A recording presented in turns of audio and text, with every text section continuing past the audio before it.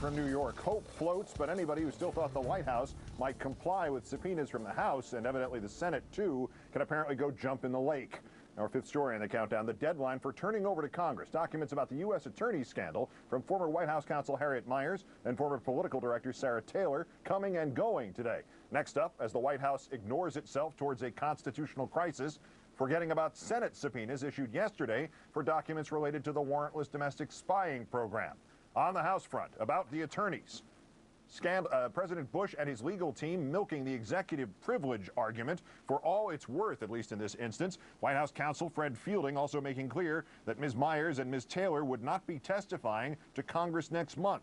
In response, Democratic leaders on Capitol Hill wasting no time in asserting that contempt citations for the White House could be in order, not to mention a battle in federal court over separation of powers. Senator Chuck Schumer saying he has seen this kind of behavior before. I think that this goes to the level of what happened with Richard Nixon in his last years in the White House. There is just stonewall, stonewall, stonewall. When an administration is trying to hide the facts, when an administration is unwilling to put forward its facts, you wonder what they have to hide. For more on the subpoena showdown, let's turn now to our correspondent in Washington, David Shuster. David, good evening. Good evening, Keith. In asserting executive privilege today, did the White House reveal kind of inadvertently that it was more intimately involved in the firings of those U.S. attorneys than had been previously acknowledged? Specifically, the Solicitor General, who is in the Justice Department, the third man there, how did he become involved in this dispute and on the White House side?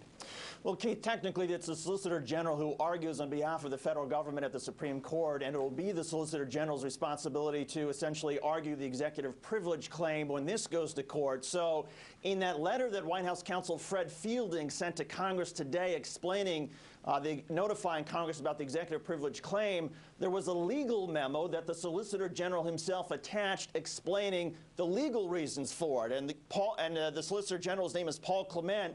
He does indicate that the White House was far more involved than previously acknowledged, especially when you consider that President Bush previously stated that the Justice Department made the prosecution firings and that the White House then accepted those recommendations. But Clement, while explaining the executive privilege argument today, he talks about the White House communications about the firings that Congress wants to see, and Clement says, quote, "Among other things, these communications discuss the wisdom of such a proposal, specific U.S. attorneys who could be removed, potential replacement candidates, and possible responses to congressional and media inquiries about the dismissal." So again, the level of involvement is far deeper than the White House has previously acknowledged. The other intriguing issue about Paul Clement is that technically, because of what he does at the Justice Department, he's supposed to be overseeing the internal Justice Department investigation into the firings. So some analysts are already saying that his involvement in the claim of executive privilege is a clear conflict of interest.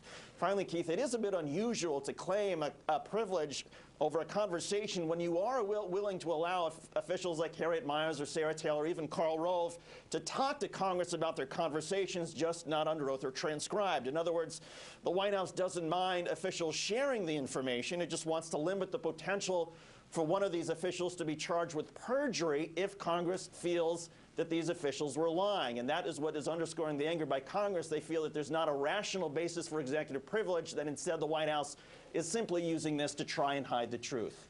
We should all have such privilege.